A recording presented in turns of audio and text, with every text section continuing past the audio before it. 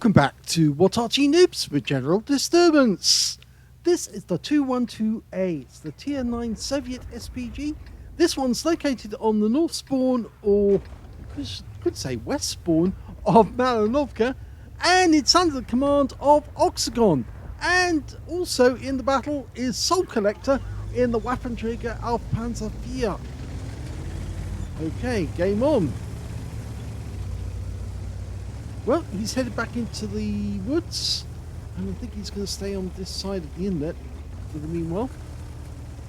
It's a 203mm howitzer capable of 900 alpha and penetrating 52mm of armour with standard HE, and with the premium HE it'll do 1265mm of pen.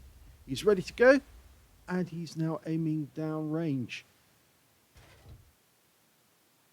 Now, it looks to me like he's actually aiming into the swamp area. Normally, I aim straight for that spotting bush straight away. So if somebody is in the bush, I wake them up very, very quickly and make them realise that, yeah, they can't stay there. But he's not doing that.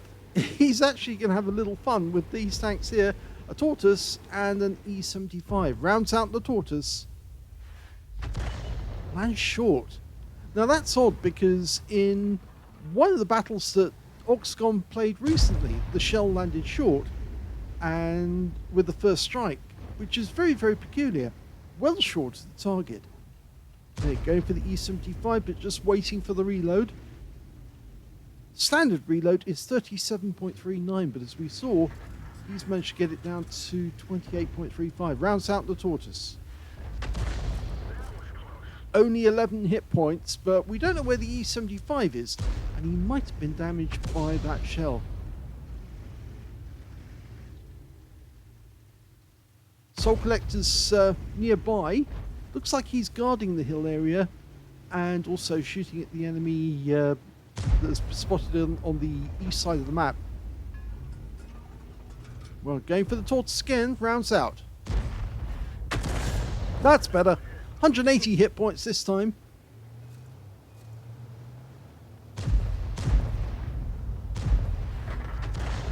Okay, on the other side of the battlefield where they're going up to the hill, our guys have actually captured the windmill, so these guys are on the reverse slope.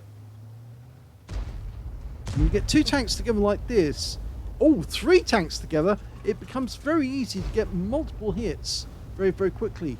Okay, when he fires one round in and he stuns two tanks, but only the IS-7 actually takes any major damage, and he loses 232, and of course is still stunned at this moment. Now, it looks like we're getting a bit of ping, which is why they're moving about a bit jerky, but okay, he's lining up his next shot, and we just saw the tracer from the enemy Arty, which means that they're also on the east side of the battlefield. Okay, he's fired in. Oh, he hit somebody bang on, and I suspect it was the tank he's looking at right now, the 116F3, who actually took the hit.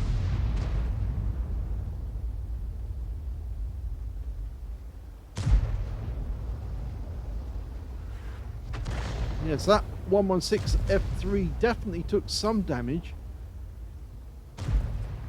We're almost ready to go again.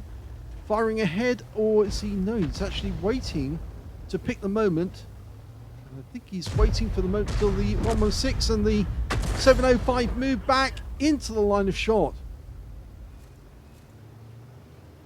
That's generally the way to do it. You pick a spot where you think the tank is going to drive through, and you wait for the tank to make a move towards that spot, and the moment they do, then you fire the shell in, and of course usually they'll just drive straight through it into the shell. Okay, the 116 is down. The IS-7 is still very healthy, but we can see about that. Okay, rounds out on him. Lands close to him for 414. That was a good shot.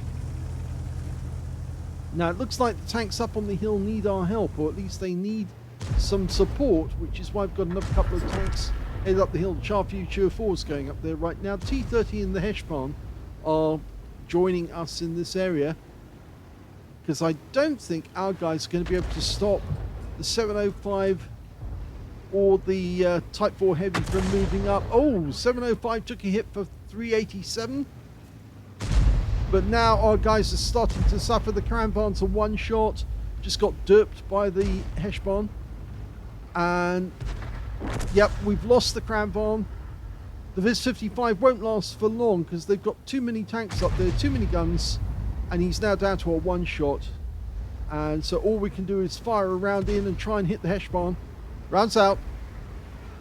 Oh, well, that didn't go down so well because the Heshbon managed to drive out of it, but we did stun the enemy tanks behind them.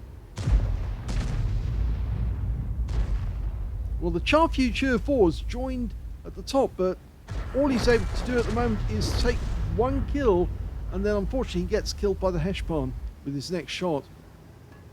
So the enemy do have the top of the hill. I think that was just more of a reaction. Okay, the EBR made ingress. We can see that Soul Collector's actually moved away from the current position he was in, or the position he was in, sniping, and he's now actually behind us. The AMX-50-120 just got hit by the enemy Arty, which in this game is a T92 HMC. In fact, actually, there's two Arty on either team. One of the enemy Arty, the M53, has already been wiped out. That's a penetrating shot on the Leopard prototype. He earned 885, which means it's a low roll. But it's certainly... Oh! And there's the kill shot from the T30. So we picked up 885 only because he got rid of the stun.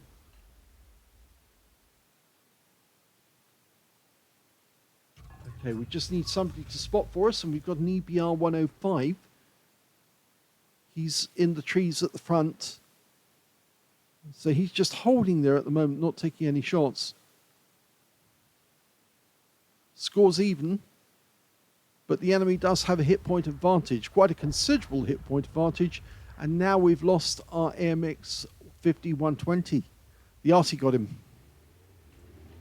Okay. Enemy in sight. Their EBR's come down. He got spotted by our EBR, who pulled back immediately, but unfortunately he's already been taken out by the 705. That was a direct hit. We just got a direct hit on one of the enemy tanks. I think it was the 705.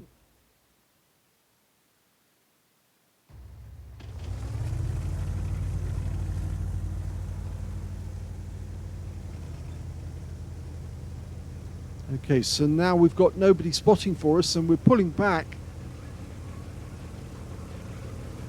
And here comes the Heshbon. Yes, everybody's going back to the corner.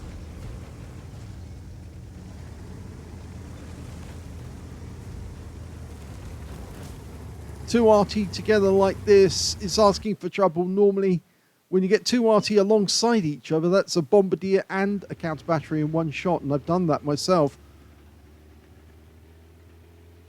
Okay, T95, very close to our cap area, rounds out, and close.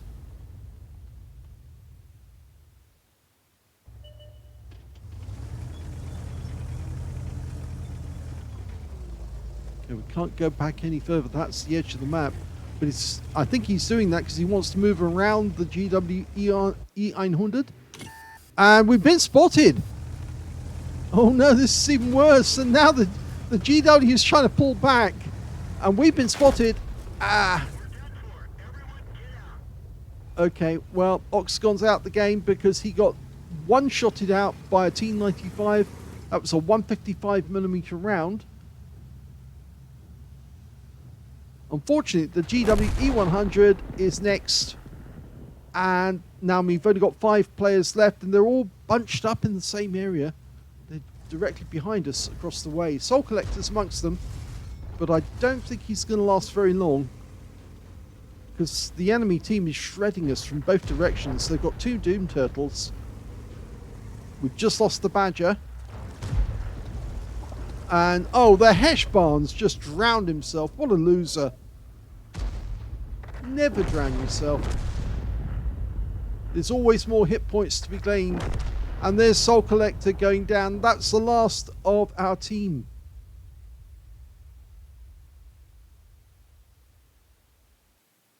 Here's the end of battle results. And that was the third class tanker for Oxagon in the 212A. He managed to get a Bruiser medal for getting at least 5 critical hits. In fact, he got 12. And he got a Gauze medal for doing more damage, exceeding 8 times the hit points of his own vehicle. And his win rate was 3,261, which is Super Unicum standard. But sadly, his team wasn't up to much. And, well, the rest of them crumbled away. In fact, you can see that the highest damage in the game turned out to be Oxagon, but he didn't get a high caliber because it wasn't 20% of the enemy hit pool. He managed 4,193 hit points in a tier 10 game. And the second highest damage in the game turned out to be the T95. I think that's the one that killed him. Yes, it is actually, because he's got a Pascucci's. 3,855 hit points went to the Doom Turtle that was from the north. And the second highest damage was the Viz55, who went up the hill. He got 3,781 hit points of damage. When it came to kills, it was the enemy team who did the best because they had 2 players who managed to get 3 kills apiece, the Object 705A and their T92 HMC, so very well played by him. Second highest damage was the T95 Doom Turtle, who was coming from the north. He managed to get 2 kills, so did the Heshbon on the enemy team. And on our team, only 1 player managed more than 1 kill, and that was the Viz55. In fact, we can see that Oxagon didn't get a kill at all during that game, and neither did Soul Collector. When it came to base XP, it's the enemy team who comes out on top with their EBR 105 getting 1,277. He's the only one to get over 1,000 base, and he got a patrol duty and scout medal in that game as well. Second place was the 705A with 879. Third place was their T92 HMC with 834. The best that Oxagon could do in that one was 448. And the best on our team was the Viz55 with 453. He fired 13 rounds of ammunition, 6 direct hits on the enemy, and 2 penetrating shots, would you believe it, and 17 splash. Now, I suspect that he did actually penetrate the Heshbon at least once. Yes, he did. 8, 14, and 1 penetration. And I think, no, he didn't penetrate the 116. Who else did he penetrate in that game? Well, it wasn't the Doom Turtle. It was the Leopard, actually. Yep, I think that's the Leopard prototype, that one.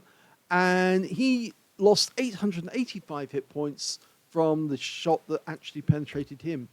17 splashes as well. 4,193, all of it at more than 300 meters.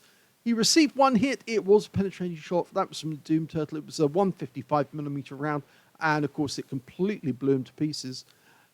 He damaged 8 of the enemy. Didn't get any kills, but he did get 1,706 hit points of stun assist of 19 stuns. Now, he actually lost, but only a small loss, 1,264 credits for the game, because, of course, he did get the Courageous Resistance for getting the Gauze medal. He also took away 1,078 XP as well, again getting that Courageous Resistance for getting a medal. It really can be so useful getting that medal, especially if it's only a Confederate, because of course then it shows that you've hit as many of the enemy as you can. You've guaranteed you're going to bump your figures up. At the very least, you're going to get some extra credits on your XP as well. So it's worthwhile. So, not a great battle for the first one, but at least it was a Gauze medal, and he was the best player on his team. Let's have a look at the second replay. The second replay is on the highway map, and we're on the northeast corner, and Soul Collector's in this battle as well in his Waffenträger auf Panzer IV. Game on.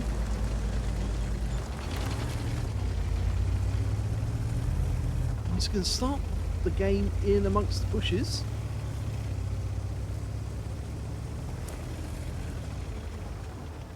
Obviously, he can retreat to the other side of the hill, but I guess he feels comfortable on this side, and I've done it myself actually, gone to this position. Of course, enemy tank destroyers, or rather tank destroyers, inhabit this area, so it can be dangerous sometimes aiming or sighting yourself over here, because then the enemy might shoot in this direction. And he's found a couple of the enemy already, and 2 of them have actually managed to make it over into the northwest corner. A TVP T5051, but we're aiming for the Centurion Action 10. And it lands short, yet again. That's the 3rd replay I've seen where the first shot from Oxagon lands short. It's very odd.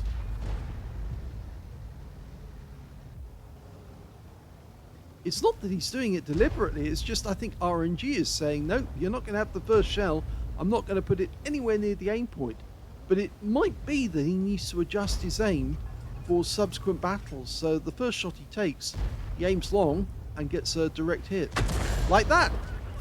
Okay, he did aim long there, and he hit the leopard square on his front plate. Didn't penetrate him, but he got 376, and he picked up some stun assists, so maybe there's a tip there. Just analysing the way that the shells are falling. Both of those tanks have got very thin armour, both tier 10, both mediums, both basically, well, one's an assassin tank, the other one's basically more of a TD type tank. But yeah, that leopard, he's being very, very predictable. And he takes another hit, a direct hit for 438 this time. Yeah, you can always tell a player who is not very good at protecting himself against Arty fire, because he moves in a very, very predictable way all the time and just basically enables the Arty to get a strike on him. Now that TVP is going to pull back after he's fired all his shots to reload, and Oxagon's ready to fire. You just got to put the shell in the right place, and oh, ridgeline. That wasn't good.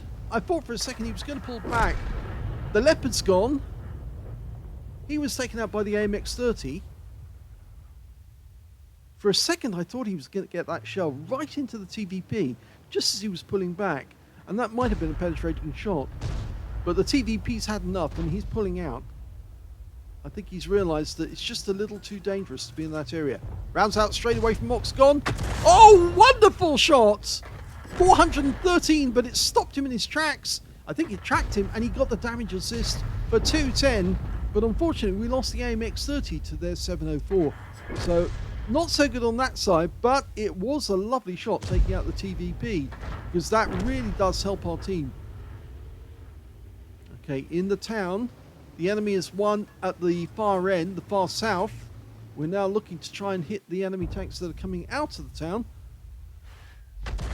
And he's just blind killed the Ohori on the enemy team. It's a tier 10 game with tier 9 tanks in it. And he's just killed one of the enemy tank destroyers. So, he didn't get the kill on that TVP, but he certainly certainly enabled his death. So I think you call that an assist, wouldn't you? Okay, T57 heavy rounds out, goes long, but he did get the stun assist, and the stun assist is big, 1,109.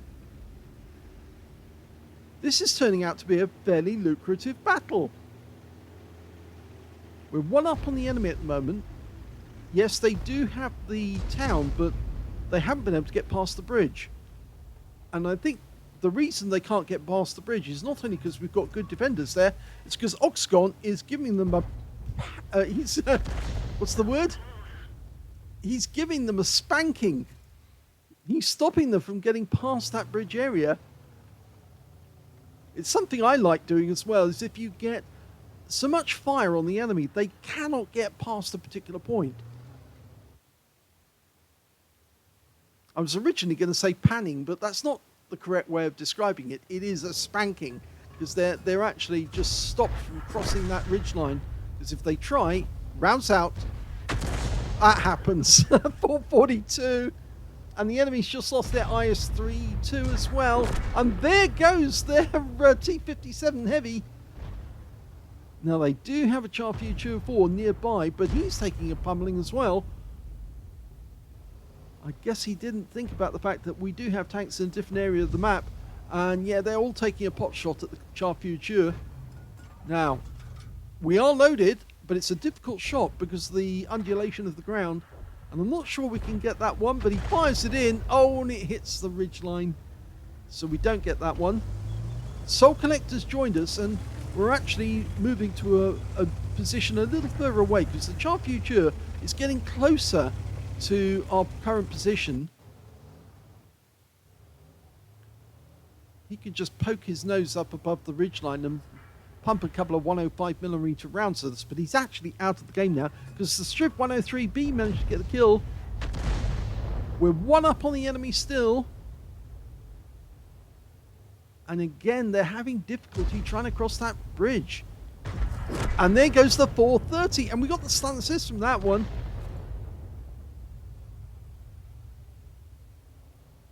No, I think our Heshbon just took a hit from the enemy Arty, which in this case is a batch at 155.55. He's over by the enemy cap area.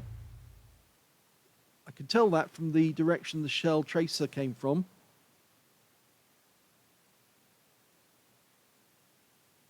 No, I think we're defensive at the moment, mainly down to the fact that the enemy have got one tank in the town area, and that's a T-54. They've got the Centurion Action 10 out in the field. We just don't know where he is. The Striv 103B on the enemy team is actually defending their base area, and so is their T-30, and of course their Batchat is somewhere in the background, but they are 2 down on our team. Okay, our guys are now going into the town to try and hunt for this T-54. Okay, the Heshbon's going down the road, accompanied by the other Waffenträger. There's the Striv. Okay, let it settle. Oh, and the kill shot goes to our 103B. He's alongside Soul Collector, defending our cap area.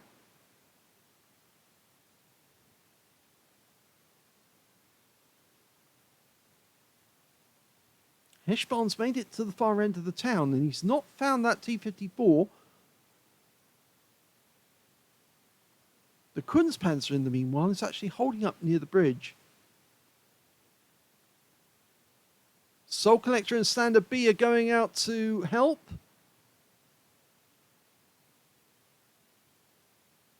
There is the possibility now we could start an assault on the enemy cap area. The worry is that T-30, because he could do a lot of damage from very long way away, 155mm gun and all. And all we've got left to defend us at the moment is the Striv 103B. He's determined to defend our cap. Well, we're aiming in this general direction. What I normally do is I hit the T key to show them where I'm watching. Okay, that's where the T-30 was last seen. So I normally mark that spot, and okay, that helps. If you mark the spot, other people are marking the spot as well. They think the T-30 is there. They just want to get advance warning. Soul Collector has gone down the far end and is joining the assault. He's just the other side of the road. Now, he's more than likely the first one that they're going to pick off because, of course, he has no armor, and he's got a big gun, so they want to take care of him quickly if they can. Enemy Arty might make a move. The Kunstpanzer is moving directly across the field, almost encouraging them to try and take a shot at him. Now, this is very interesting. Where are they defending from? Striv 103B has abandoned us in this position. He's headed off to the northwest corner of the map. I think he's going to try and come in from the north and see if he can locate that Centurion. And they found the T-54. Rounds out. Very well aimed shot. He actually thought that the guy was going to pull back. He aimed where he thought he would pull back and then launched the round at that spot. It's a 3.5 second flight time for the shell from one end of the map to the other. Tank drivers just don't appreciate how Arty players have to think 4 seconds ahead. We do, because we have to work out where the enemy tank's going to be in 4 seconds' time. Rounds out the T-30. And it tracks him. He's taking fire, so we're getting stun assist. Ooh, that wasn't good. Okay, T-54's in sight again. And so is the enemy Arty. He's in the corner. But we're trying to help our Striv with this Centurion Action 10, who's still very, very healthy indeed. Can we get a shot? Rounds out. Oh, we got a splash on him. 111 hit points. Now, he abandoned his attack on the Striv, At that point, the Strib's right up against the back of the map. Centurion Action 10 goes down to Soul Collector, and we get the kill on the T-54. And now they're just down to this one player, the T-30.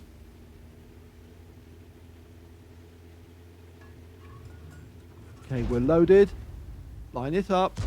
Good shot. Rounds out. Oh, it went long. But he stunned him, and that's going to slow him down. And the kill shot comes in from the Strib 103B, and we've won. Here's the end of battle stats, and that was an ace tanker game for Oxagon of ENJ0Y in the 212A. He earned a bruiser medal for getting at least 5 critical hits in that game. He got 10, and he got a Confederate as well for hitting more of the enemy than anyone else on his team. At least 6 tanks subsequently taken out by other teammates. His win rate on that one was 2,565, which is Unicum standard. Let's have a look at team score. Well, he didn't get the highest damage in this game. That actually went to, yes, Soul Collector. In the Waffenträger auf Panzerwehr, he managed 4,950 hit points of damage, but he didn't get the high caliber because he didn't get 20% of the enemy hit pool. Second highest damage in this game turned out to be the Strib 103B on the enemy team with 3,858 hit points. And in third place, we've got the Centurion Action 10, who picked up a tank sniper and 3,426 hit points of damage. We can see that Oxagon got 2,531 hit points of actual damage in the game, but he actually did get a lot of stun assists as well. When it came to kills, it was the Strib 103B who did the best with 5. 2 kills went to the Centurion Action 10 on our own team, the Standard B on the enemy team. There's Centurion Action 10, their batch at 155.55, the Charfu 204 and their T30 all got 2 kills. Again, Oxagon only got 1 kill, which puts him in joint third place. But when it came to base XP, yep, he's got that one, 1,134, down to all the stun assists. And in second place was Soul Collector with 1,002, and they were the only 2 players who managed to get over 1,000 base in this game, with 979 going to the Strib 103B. He fired 15 rounds, so a decent amount of ammunition, 5 direct hits on the enemy, none of them penetrated, but he did get 13 splash. Damage of 2,531, all of it at more than 300 meters. Damaged 8 of the enemy, killed 1, so there's the Confederate. And 3,217 hit points of stun assist off 12 stuns, and there's the ace tanker. On a premium count, he earned a profit of 7,176 credits from that game. And he also took away 8,505 experience points because he got a reward for completing a mission. So he finished off the weekend with his, these were his best games over the weekend, but he finished off the weekend actually with a very decent game actually in the 212A. I think he's just been practicing his skills because he has 3 marks of excellence on the barrel. So he's just working his way up to get the top slot on the server again. Okay, so I hope you enjoyed both of those replays. If you did, please give this video a like, do subscribe to our channel, leave a little comment down below because it feeds the algorithm, gets the video noticed so more people can see it, and thank you for watching.